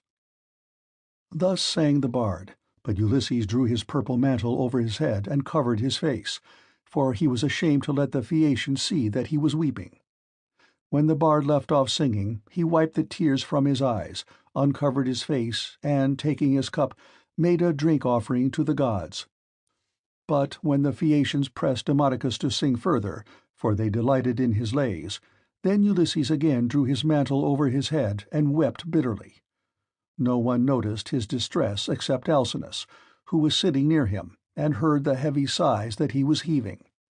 So he at once said, "Aldermen and town councillors of the Phaeacians, we have had enough now, both of the feast and of the minstrelsy that is its due accompaniment. Let us proceed, therefore, to the athletic sports, so that our guest on his return home may be able to tell his friends how much we surpass all other nations as boxers, wrestlers, jumpers, and runners." With these words he led the way, and the others followed after. A servant hung Demodocus's lyre on its peg for him, led him out of the cloister, and set him on the same way as that along which all the chief men of the Phaeacians were going to see the sports. A crowd of several thousands of people followed them, and there were many excellent competitors for all the prizes. Acronios, Ochialus, Elatrius, Nautius, Primnius, Anchialus, Eretmius, Pontius, Prorius, Thoon, Anabasinius, and Amphilius, son of Polinius, son of Tecton. There was also Euryalus, son of Nobilus, who was like Mars himself, and was the best-looking man among the Phaeacians except Laodamas. 3 sons of Alcinous, Laodamas, Helios, and Clytonius competed also. The foot races came first. The course was set out for them from the starting post, and they raised a dust upon the plain as they all flew forward at the same moment. Clytonius came in first by a long way. He left everyone else behind him by the length of the furrow that a couple of mules can plough in a fallow field. They then turned to the painful art of wrestling, and here Euryalus proved to be the best man. Amphialus excelled all the others in jumping, while at throwing the disc there was no one who could approach Elatrius. Alcinous's son Laodamas was the best boxer, and he it was who presently said, when they had all been diverted with the games, "Let us ask the stranger whether he excels in any of these sports. He seems very powerfully built. His thighs, calves, hands, and neck are of prodigious strength, nor is he at all old. But he has suffered much lately, and there is nothing like the sea for making havoc with a man, no matter how strong he is." "You are quite right, Laodamas," replied Euryalus. "Go up to your guest and speak to him about it yourself." When Laodamas heard this, he made his way into the middle of the crowd and said to Ulysses, "I hope, sir, that you will enter yourself for some one or other of our competitions if you are skilled in any of them, and you must have gone in for many a one before now. There is nothing that does anyone so much credit all his life long as the showing himself a proper man with his hands and feet. Have a try, therefore, at something, and banish all sorrow from your mind. Your return home will not be long delayed, for the ship is already drawn into the water, and the crew is found." Ulysses answered, "Laodamas, why do you taunt me in this way? My mind is set rather on cares than contests. I have been through infinite trouble, and am come among you now as a suppliant, praying your king and people to further me on my return home." Then Euryalus reviled him outright, and said, "I gather, then, that you are unskilled in any of the many sports that men generally delight in. I suppose you are one of those grasping traders that go about in ships as captains or merchants, and who think of nothing but their own outward freights and homeward cargoes. There does not seem to be much of the athlete about you." "For shame, sir," answered Ulysses fiercely. "You are an insolent fellow. So true is it that the gods do not grace all men alike in speech, person, and understanding. One man may be of weak presence, but heaven has adorned this with such good conversation that he charms every one who sees him. His honeyed moderation carries his hearers with him so that he is leader in all assemblies of his fellows, and wherever he goes he is looked up to. Another may be as handsome as a god, but his good looks are not crowned with discretion. This is your case. No god could make a finer-looking fellow than you are, but you are a fool. Your ill-judged remarks have made me exceedingly angry, and you are quite mistaken, for I excel in a great many athletic exercises. Indeed, so long as I had youth and strength, I was among the first athletes of the age. Now, however, I am worn out by labor and sorrow, for I have gone through much both on the field of battle and by the waves of the weary sea. Still, in spite of all this, I will compete, for your taunts have stung me to the quick." So he hurried up without even taking his cloak off, and seized a disc, larger, more massive, and much heavier than those used by the Phaeacians when disc-throwing among themselves. Then, swinging it back, he threw it from his brawny hand, and it made a humming sound in the air as he did so. The Phaeacians quailed beneath the rushing of its flight as it sped gracefully from his hand, and flew beyond any mark that had been made yet. Minerva, in the form of a man, came and marked the place where it had fallen.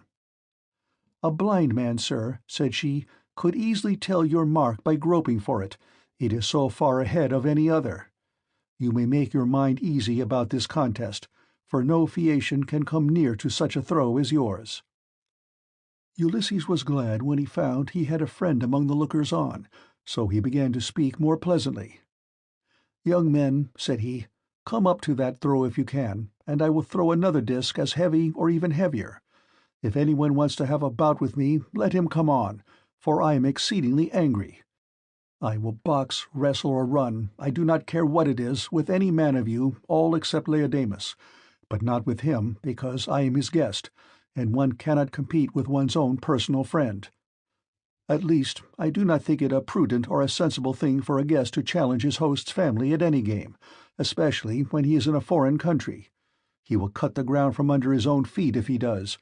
But I make no exception as regards anyone else, for I want the matter out and know which is the best man. I am a good hand at every kind of athletic sport known among mankind. I am an excellent archer. In battle I am always the first to bring a man down with my arrow, no matter how many more are taking aim at him alongside of me. Philoctetes was the only man who could shoot better than I could when we Achaeans were before Troy and in practice.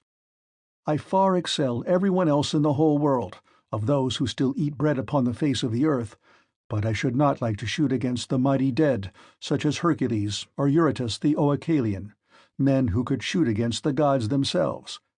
This, in fact, was how Eurytus came prematurely by his end, for Apollo was angry with him and killed him because he challenged him as an archer. I can throw a dart farther than anyone else can shoot an arrow. Running is the only point in respect of which I am afraid some of the Phaeacians might beat me, for I have been brought down very low at sea. My provisions ran short, and therefore I am still weak."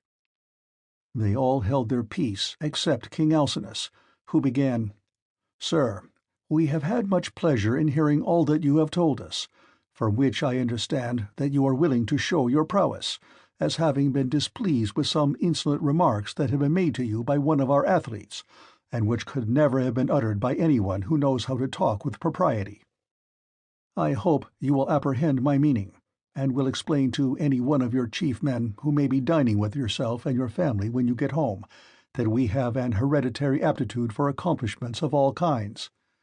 We are not particularly remarkable for our boxing, nor yet as wrestlers, but we are singularly fleet of foot and are excellent sailors. We are extremely fond of good dinners, music, and dancing. We also like frequent changes of linen, warm baths, and good beds. So now, please, some of you who are best dancers, set about dancing, that our guest on his return home may be able to tell his friends how much we surpass all other nations as sailors, runners, dancers, and minstrels. Demodocus has left his lyre at my house, so run some one or other of you and fetch it for him." On this a servant hurried off to bring the lyre from the king's house, and the 9 men who had been chosen as stewards stood forward. It was their business to manage everything connected with the sports, so they made the ground smooth and marked a wide space for the dancers. Presently the servant came back with Demodocus's lyre, and he took his place in the midst of them, whereon the best young dancers in the town began to foot and trip it so nimbly that Ulysses was delighted with the merry twinkling of their feet. Meanwhile the bard began to sing the loves of Mars and Venus, and how they first began their intrigue in the house of Vulcan. Mars made Venus many presents, and defiled King Vulcan's marriage bed. So the sun, who saw what they were about, told Vulcan. Vulcan was very angry when he heard such dreadful news, so he went to his smithy brooding mischief, got his great anvil into its place, and began to forge some chains which none could either unloose or break, so that they might stay there in that place. When he had finished his snare, he went into his bedroom and festooned the bedposts all over with chains like cobwebs. He also let many hang down from the great beam of the ceiling. Not even a god could see them, so fine and subtle were they. As soon as he had spread the chains all over the bed, he made as though he were setting out for the fair state of Lemnos, which of all places in the world was the one he was most fond of. But Mars kept no blind lookout, and as soon as he saw him start, hurried off to his house, burning with love for Venus. Now Venus was just come in from a visit to her father Jove, and was about sitting down when Mars came inside the house, and said as he took her hand in his own, "Let us go to the couch of Vulcan. He is not at home, but has gone off to Lemnos among the Sintians, whose speech is barbarous." She said nothing loth, so they went to the couch to take their rest, whereon they were caught in the toils which cunning Vulcan had spread for them, and could neither get up nor stir hand or foot, but found too late that they were in a trap. Then Vulcan came up to them, for he had turned back before reaching Lemnos, when his scout the Sun told him what was going on. He was in a furious passion, and stood in the vestibule making a dreadful noise as he shouted to all the gods. "Father Jove," he cried, "and all you other blessed gods who live forever, come here and see the ridiculous and disgraceful sight that I will show you. Jove's daughter Venus is always dishonoring me because I am lame. She is in love with Mars, who is handsome and clean-built, whereas I am a cripple. But my parents are to blame for that, not I. They ought never to have begotten me. Come and see the pair together asleep on my bed. It makes me furious to look at them. They are very fond of one another, but I do not think they will lie there longer than they can help, nor do I think that they will sleep much. There, however, they shall stay, till her father has repaid me the sum I gave him for his baggage of a daughter, who is fair but not honest." On this the gods gathered to the house of Vulcan. Earth-encircling Neptune came, and Mercury, the bringer of luck, and King Apollo, but the goddesses stayed at home, all of them, for shame. Then the givers of all good things stood in the doorway, and the blessed gods roared with inextinguishable laughter, as they saw how cunning Vulcan had been, whereon one would turn towards his neighbor, saying, "Ill deeds do not prosper, and the weak confound the strong. See how limping Vulcan, lame as he is, has caught Mars, who is the fleetest god in heaven, and now Mars will be cast in heavy damages." Thus did they converse, but King Apollo said to Mercury, "Messenger Mercury, giver of good things, you would not care how strong the chains were, would you, if you could sleep with Venus?" "King Apollo," answered Mercury, "I only wish I might get the chance, though there were 3 times as many chains, and you might look on, all of you, gods and goddesses, but I would sleep with her if I could." The immortal gods burst out laughing as they heard him, but Neptune took it all seriously, and kept on imploring Vulcan to set Mars free again. "Let him go," he cried, "and I will undertake, as you require, that he shall pay you all the damages that are held reasonable among the immortal gods." "Do not," replied Vulcan, "ask me to do this. A bad man's bond is bad security. What remedy could I enforce against you if Mars should go away and leave his debts behind him along with his chains?" "Vulcan," said Neptune, "if Mars goes away without paying his damages, I will pay you myself." So Vulcan answered, "In this case I cannot and must not refuse you." Thereon he loosed the bonds that bound them, and as soon as they were free they scampered off, Mars to Thrace, and laughter-loving Venus to Cyprus and to Paphos, where is her grove and her altar fragrant with burnt offerings. Here the Graces bathed her and anointed her with oil of ambrosia, such as the immortal gods make use of, and they clothed her in raiment of the most enchanting beauty. Thus sang the bard, and both Ulysses and the seafaring Phaeacians were charmed as they heard him. Then Alcinous told Laodamas and Helios to dance alone, for there was no one to compete with them. So they took a red ball which Polybus had made for them, and one of them bent himself backwards and threw it up towards the clouds, while the other jumped from off the ground and caught it with ease before it came down again. When they had done throwing the ball straight up into the air, they began to dance, and at the same time kept on throwing it backwards and forwards to one another, while all the young men in the ring applauded and made a great stamping with their feet. Then Ulysses said, "King Alcinous, you said your people were the nimblest dancers in the world, and indeed they have proved themselves to be so. I was astonished as I saw them." The king was delighted at this, and exclaimed to the Phaeacians, "Aldermen and town councillors, our guest seems to be a person of singular judgment. Let us give him such proof of our hospitality as he may reasonably expect. There are 12 chief men among you, and counting myself there are 13. Contribute each of you a clean cloak, a shirt, and a talent of fine gold. Let us give him all this in a lump down at once, so that when he gets his supper he may do so with a light heart. As for Euryalus, he will have to make a formal apology and a present too, for he has been rude." Thus did he speak. The others all of them applauded his saying, and sent their servants to fetch the presents. Then Euryalus said, "King Alcinous, I will give the stranger all the satisfaction you require. He shall have my sword, which is of bronze, all but the hilt, which is of silver. I will also give him the scabbard of newly sawn ivory into which it fits. It will be worth a great deal to him." As he spoke, he placed the sword in the hands of Ulysses, and said, "Good luck to you, father stranger. If anything has been said amiss, may the winds blow it away with them, and may heaven grant you a safe return, for I understand you have been long away from home, and have gone through much hardship." To which Ulysses answered, "Good luck to you too, my friend, and may the gods grant you every happiness. I hope you will not miss the sword you have given me along with your apology." With these words he girded the sword about his shoulders, and towards sundown the presents began to make their appearance, as the servants of the donors kept bringing them to the house of King Alcinous. Here his sons received them, and placed them under their mother's charge. Then Alcinous led the way to the house and bade his guests take their seats.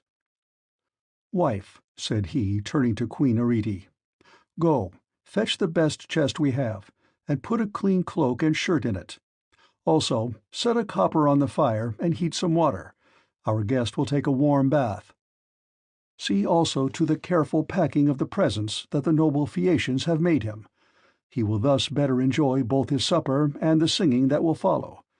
I shall myself give him this golden goblet, which is of exquisite workmanship, that he may be reminded of me for the rest of his life whenever he makes a drink-offering to Jove or to any of the gods." Then Arete told her maids to set a large tripod upon the fire as fast as they could, whereon they set a tripod full of bath-water onto a clear fire. They threw on sticks to make it blaze, and the water became hot as the flame played about the belly of the tripod. Meanwhile Arete brought a magnificent chest from her own room, and inside it she packed all the beautiful presents of gold and raiment which the Phaeacians had brought. Lastly, she added a cloak and a good shirt from Alcinous, and said to Ulysses, "See to the lid yourself, and have the whole bound round at once, for fear anyone should rob you by the way when you are asleep in your ship."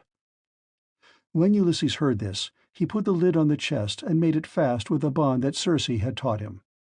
He had done so before an upper servant told him to come to the bath and wash himself. He was very glad of a warm bath, for he had had no one to wait upon him ever since he left the house of Calypso, who, as long as he remained with her, had taken as good care of him as though he had been a god. When the servants had done washing and anointing him with oil, and had given him a clean cloak and shirt, he left the bathroom and joined the guests who were sitting over their wine. Lovely Nausicaa stood by one of the bearing posts supporting the roof of the cloister, and admired him as she saw him pass. "Farewell, stranger," said she. "Do not forget me when you are safe at home again, for it is to me first that you owe a ransom for having saved your life." And Ulysses said, "Nausicaa, daughter of great Alcinous, may Jove, the mighty husband of Juno, grant that I may reach my home. So shall I bless you as my guardian angel all my days, for it was you who saved me."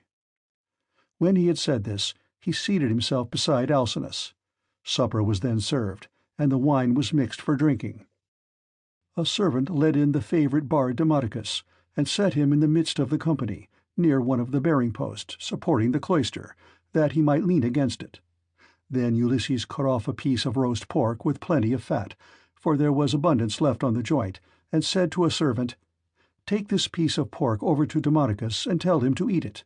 For all the pain his legs may cause me, I will salute him none the less.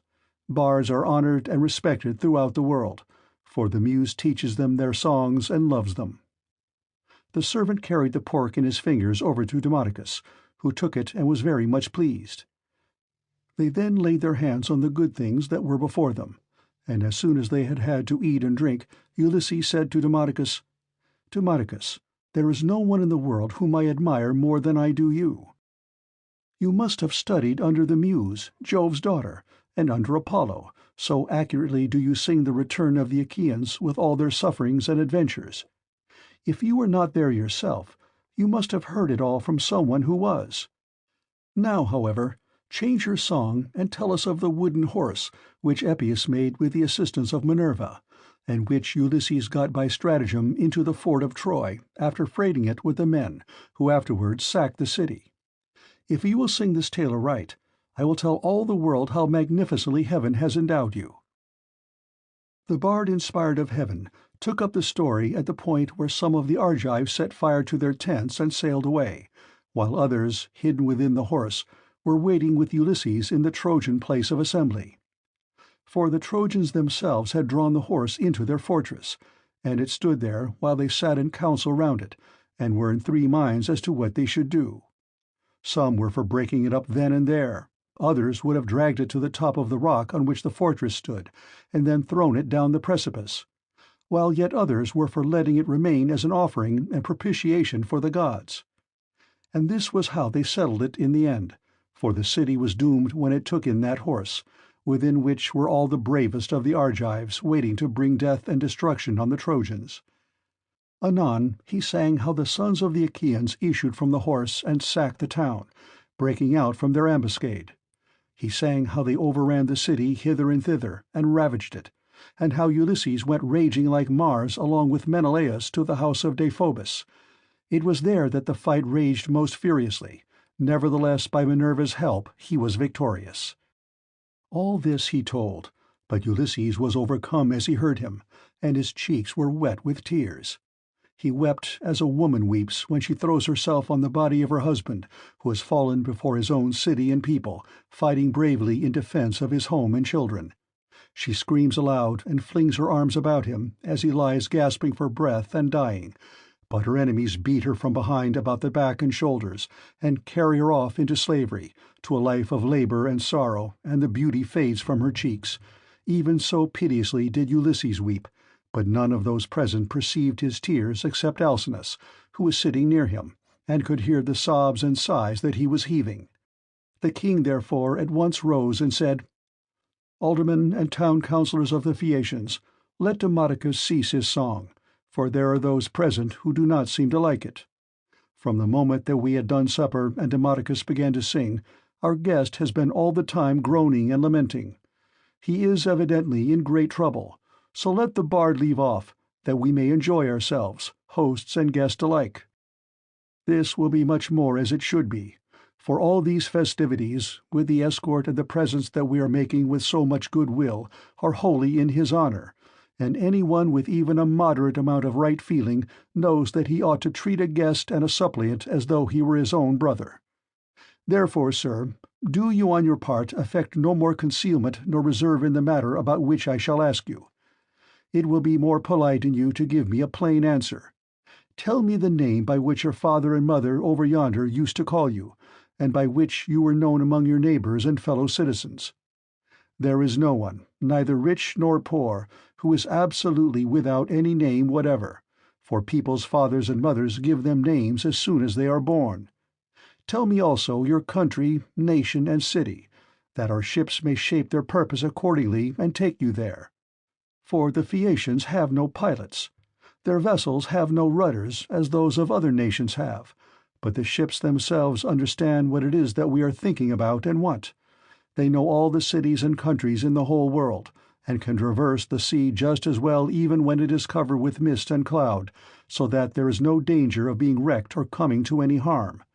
Still, I do remember hearing my father say that Neptune was angry with us for being too easy-going in the matter of giving people escorts.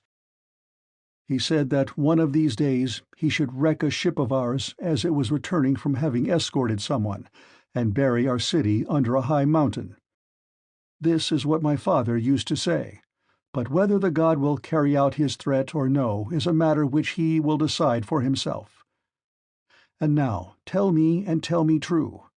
Where have you been wandering, and in what countries have you traveled? Tell us of the peoples themselves, and of their cities, who were hostile, savage, and uncivilized, and who, on the other hand, hospitable and humane. Tell us also why you are made so unhappy on hearing about the return of the Argive Danaans from Troy. The gods arranged all this, and sent them their misfortunes in order that future generations might have something to sing about. Did you lose some brave kinsman of your wife's when you were before Troy? A son-in-law or father-in-law, which are the nearest relations a man has outside his own flesh and blood? Or was it some brave and kindly-natured comrade? For a good friend is as dear to a man as his own brother. End of Book 8.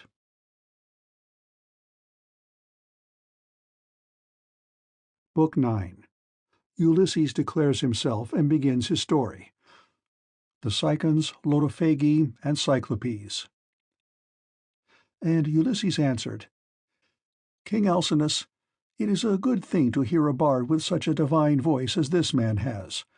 There is nothing better or more delightful than when a whole people make merry together, with the guests sitting orderly to listen, while the table is loaded with bread and meats, and the cupbearer draws wine and fills his cup for every man. This is, indeed, as fair a sight as a man can see. Now, however, since you are inclined to ask the story of my sorrows, and rekindle my own sad memories in respect of them, I do not know how to begin, nor yet how to continue and conclude my tale, for the hand of heaven has been laid heavily upon me. Firstly, then, I will tell you my name, that you too may know it, and one day, if I outlive this time of sorrow, may become my guests, though I live so far away from all of you. I am Ulysses, son of Laertes, renowned among mankind for all manner of subtlety, so that my fame ascends to heaven. I live in Ithaca, where there is a high mountain called Neritum, covered with forests, and not far from it there is a group of islands very near to one another, Dulichium, Sami, and the wooded island of Zacynthus. It lies squat on the horizon, all highest up in the sea towards the sunset, while the others lie away from it towards dawn. It is a rugged island, but it breeds brave men, and my eyes know none that they better love to look upon. The goddess Calypso kept me with her in her cave, and wanted me to marry her, as did also the cunning Aeaean goddess Circe, but they could neither of them persuade me, for there is nothing dearer to a man than his own country and his parents, and however splendid a home he may have in a foreign country, if it be far from father or mother, he does not care about it. Now, however, I will tell you of the many hazardous adventures which, by Jove's will, I met with on my return from Troy. When I had set sail thence, the wind took me first to Ismarus, which is the city of the Cicons. There I sacked the town and put the people to the sword. We took their wives and also much booty, which we divided equitably amongst us, so that none might have reason to complain. I then said that we had better make off at once, but my men very foolishly would not obey me, so they stayed there drinking much wine and killing great numbers of sheep and oxen on the seashore. Meanwhile the Cicons cried out for help to other Cicons who lived inland. These were more in number and stronger, and they were more skilled in the art of war, for they could fight, either from chariots or on foot as the occasion served. In the morning, therefore, they came as thick as leaves and bloom in summer, and the hand of heaven was against us, so that we were hard pressed. They set the battle in array near the ships, and the hosts aimed their bronze-shod spears at one another. So long as the day waxed it was still morning. We held our own against them, though they were more in number than we. But as the sun went down, towards the time when men lose their oxen, the Cicons got the better of us, and we lost 6 men from every ship we had, so we got away with those that were left. Thence we sailed onward with sorrow in our hearts, but glad to have escaped death, though we had lost our comrades. Nor did we leave till we had thrice invoked each one of the poor fellows who had perished by the hands of the Cicons. Then Jove raised the north wind against us till it blew a hurricane, so that land and sky were hidden in thick clouds, and night sprang forth out of the heavens.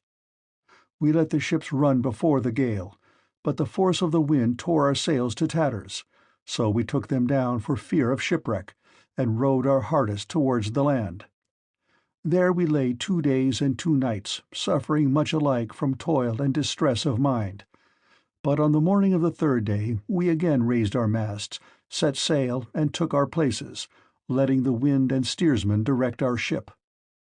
I should have got home at that time unharmed, had not the north wind and the currents been against me as I was doubling Cape Malea, and set me off my course hard by the island of Cythera. I was driven thence by foul winds for a space of 9 days upon the sea, but on the 10th day we reached the land of the lotus-eaters, who live on a food that comes from a kind of flower. Here we landed to take in fresh water, and our crews got their midday meal on the shore near the ships. When they had eaten and drunk, I sent 2 of my company to see what manner of men the people of the place might be, and they had a 3rd man under them. They started at once and went about among the lotus-eaters, who did them no hurt, but gave them to eat of the lotus, which was so delicious that those who ate of it left off caring about home, and did not even want to go back and say what had happened to them, but were for staying and munching lotus with the lotus-eaters without thinking further of their return. Nevertheless, though they wept bitterly, I forced them back to the ships, and made them fast under the benches. Then I told the rest to go on board at once, lest any of them should taste of the lotus and leave off wanting to get home, so they took their places and smote the grey sea with their oars. We sailed hence, always in much distress, till we came to the land of the lawless and inhuman Cyclopes. Now the Cyclopes neither plant nor plough, but trust in Providence, and live on such wheat, barley, and grapes as grow wild without any kind of tillage, and their wild grapes yield them wine as the sun and the rain may grow them. They have no laws nor assemblies of the people, but live in caves on the tops of high mountains. Each is lord and master in his family, and they take no account of their neighbors. Now off their harbor there lies a wooded and fertile island not quite close to the land of the Cyclopes, but still not far. It is overrun with wild goats, that breed there in great numbers and are never disturbed by foot of man. For sportsmen, who as a rule will suffer so much hardship in forest or among mountain precipices, do not go there, nor yet again is it ever ploughed or fed down, but it lies a wilderness untilled and unsown from year to year, and has no living thing upon it but only goats. For the Cyclopes have no ships, nor yet shipwrights who could make ships for them. They cannot therefore go from city to city, or sail over the sea to one another's country as people who have ships can do. If they had had these, they would have colonized the island, for it is a very good one, and would yield everything in due season. There are meadows that in some places come right down to the seashore, well watered and full of luscious grass. Grapes would do there excellently. There is level land for ploughing, and it would always yield heavily at harvest time, for the soil is deep. There is a good harbor where no cables are wanted, nor yet anchors, nor need a ship be moored, but all one has to do is beach one's vessel and stay there till the wind becomes fair for putting out to sea again. At the head of the harbor there is a spring of clear water coming out of a cave, and there are poplars growing all round it. Here we entered, but so dark was the night that some god must have brought us in, for there was nothing whatever to be seen. A thick mist hung all round our ships. The moon was hidden behind a mass of clouds so that no one could have seen the island if he had looked for it, nor were there any breakers to tell us we were close inshore before we found ourselves upon the land itself. When, however, we had beached the ships, we took down the sails, went ashore, and camped upon the beach till daybreak. When the child of morning, rosy-fingered dawn appeared, we admired the island and wandered all over it, while the nymphs, Jove's daughters, roused the wild goats that we might get some meat for our dinner. On this we fetched our spears and bows and arrows from the ships, and dividing ourselves into 3 bands, began to shoot the goats. Heaven sent us excellent sport. I had 12 ships with me, and each ship got 9 goats, while my own ship had 10.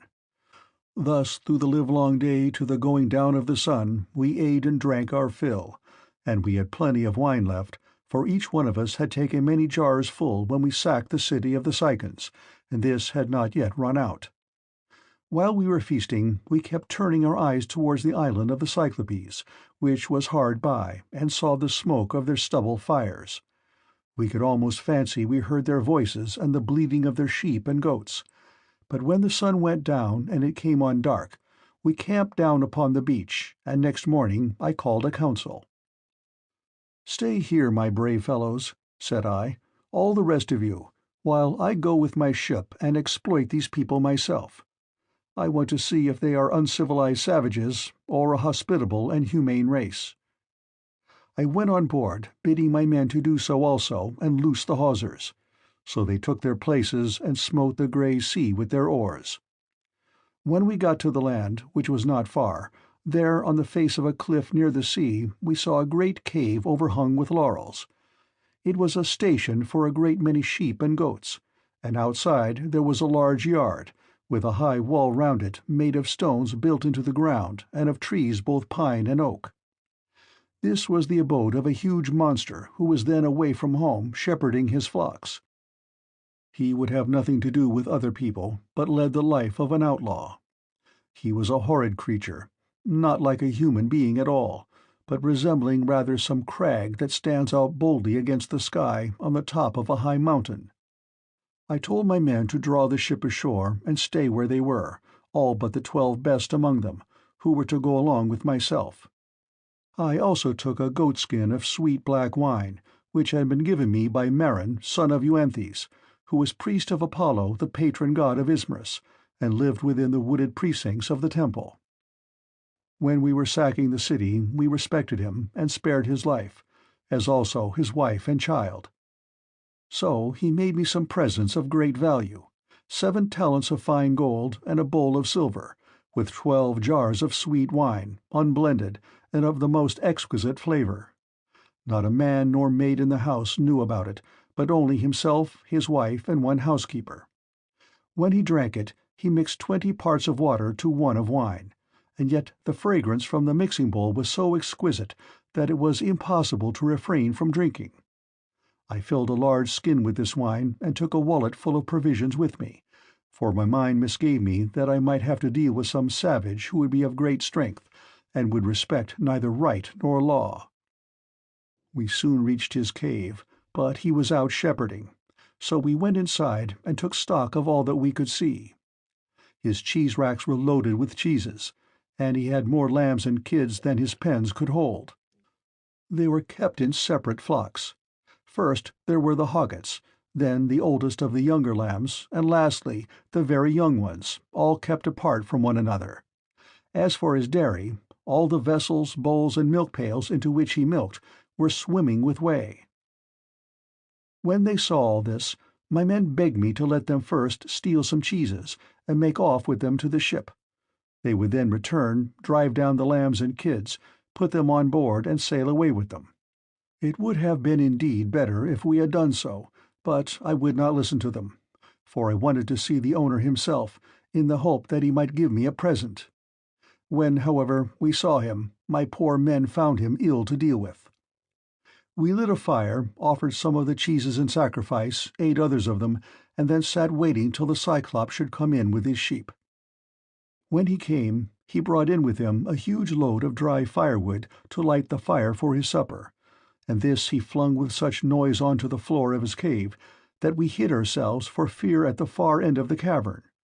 Meanwhile he drove all the ewes inside, as well as the she-goats that he was going to milk, leaving the males, both rams and he-goats, outside in the yards. Then he rolled a huge stone to the mouth of the cave, so huge that 22 strong 4-wheeled wagons would not be enough to draw it from its place against the doorway. When he had so done, he sat down and milked his ewes and goats, all in due course, and then let each of them have their own young. He curdled half the milk and set it aside in wicker strainers, but the other half he poured into bowls that he might drink it for his supper.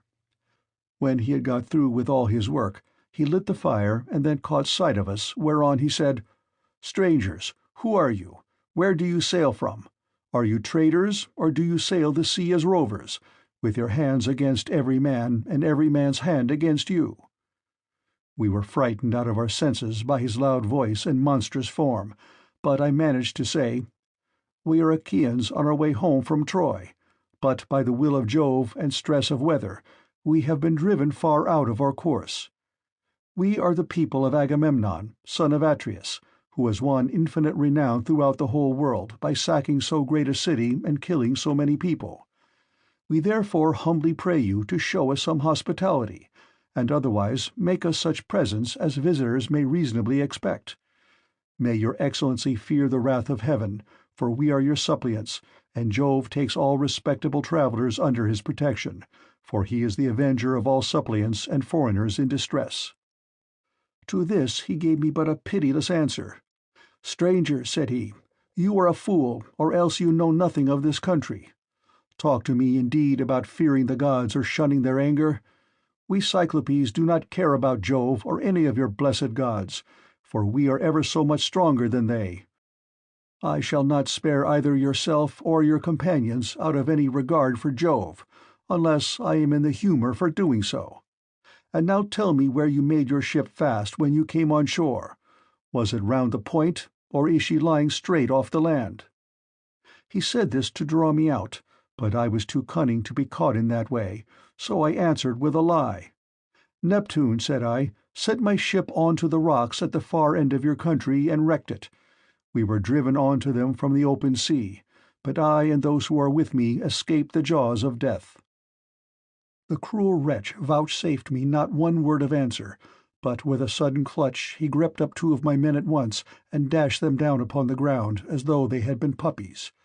Their brains were shed upon the ground, and the earth was wet with their blood. Then he tore them limb from limb and supped upon them. He gobbled them up like a lion in the wilderness, flesh, bones, marrow, and entrails, without leaving anything uneaten. As for us, we wept and lifted up our hands to heaven on seeing such a horrid sight, for we did not know what else to do. But when the Cyclops had filled his huge paunch, and had washed down his meal of human flesh with a drink of neat milk, he stretched himself full length upon the ground among his sheep, and went to sleep. I was at first inclined to seize my sword, draw it, and drive it into his vitals, but I reflected that if I did we should all certainly be lost, for we should never be able to shift the stone which the monster had put in front of the door. So we stayed sobbing and sighing where we were till morning came. When the child of morning, rosy-fingered Dawn, appeared, he again lit his fire, milked his goats and ewes, all quite rightly, and then let each have her own young one. As soon as he had got through with all his work, he clutched up 2 more of my men and began eating them for his morning's meal. Presently, with the utmost ease, he rolled the stone away from the door and drove out his sheep, but he at once put it back again, as easily as though he were merely clapping the lid onto a quiver full of arrows. As soon as he had done so, he shouted and cried, "Shoo, shoo," after his sheep to drive them on to the mountain, so I was left to scheme some way of taking my revenge and covering myself with glory. In the end, I deemed it would be the best plan to do as follows. The Cyclops had a great club which was lying near one of the sheep-pens. It was of green olive wood, and he had cut it intending to use it for a staff as soon as it should be dry. It was so huge that we could only compare it to the mast of a 20-oared merchant vessel of large burden, and able to venture out into open sea. I went up to this club and cut off about 6 feet of it. I then gave this piece to the men and told them to fine it evenly off at one end, which they proceeded to do, and lastly I brought it to a point myself, charring the end in the fire to make it harder. When I had done this, I hid it under dung, which was lying about all over the cave, and told the men to cast lots which of them should venture along with myself to lift it and bore it into the monster's eye while he was asleep. The lot fell upon the very 4 whom I should have chosen, and I myself made 5. In the evening the wretch came back from shepherding, and drove his flocks into the cave, this time driving them all inside and not leaving any in the yards. I suppose some fancy must have taken him, or a god must have prompted him to do so. As soon as he had put the stone back to its place against the door, he sat down, milked his ewes and his goats all quite rightly, and then let each have their own young one. When he had got through with all his work, he gripped up 2 more of my men and made his supper off them. So I went up to him with an ivy-wood bowl of black wine in my hands. "Look here, Cyclops," said I, "you have been eating a great deal of man's flesh, so take this and drink some wine, that you may see what kind of liquor we had on board my ship. I was bringing it to you as a drink offering, in the hope that you would take compassion upon me and further me on my way home, whereas all you do is to go on ramping and raving most intolerably. You ought to be ashamed of yourself. How can you expect people to come to see you any more if you treat them in this way?" He then took the cup and drank.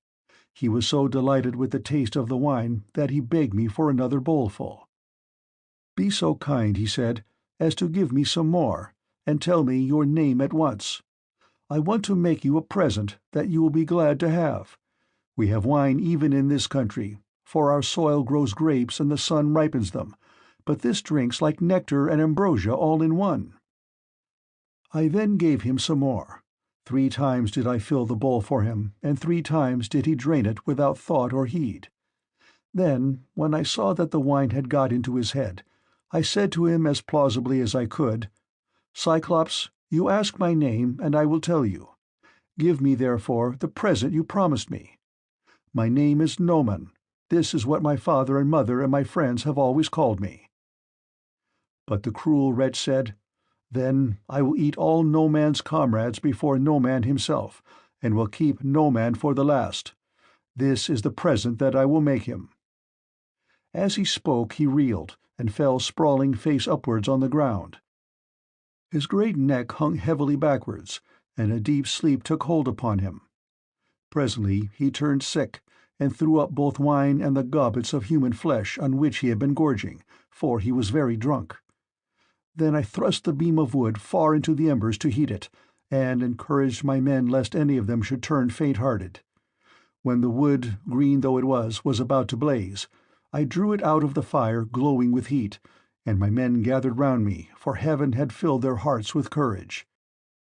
We drove the sharp end of the beam into the monster's eye, and bearing upon it with all my weight, I kept turning it round and round, as though I were boring a hole in a ship's plank with an auger, which 2 men with a wheel and strap can keep on turning as long as they choose.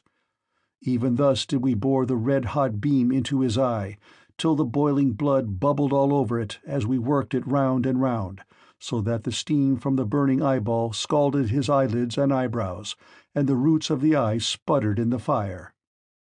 As a blacksmith plunges an axe or hatchet into cold water to temper it, for it is this that gives strength to the iron, and it makes a great hiss as he does so, even thus did the Cyclops' eye hiss round the beam of olive wood, and his hideous yells made the cave ring again.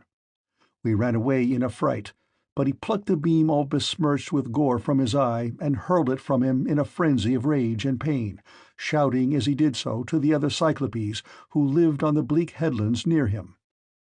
So they gathered from all quarters round his cave when they heard him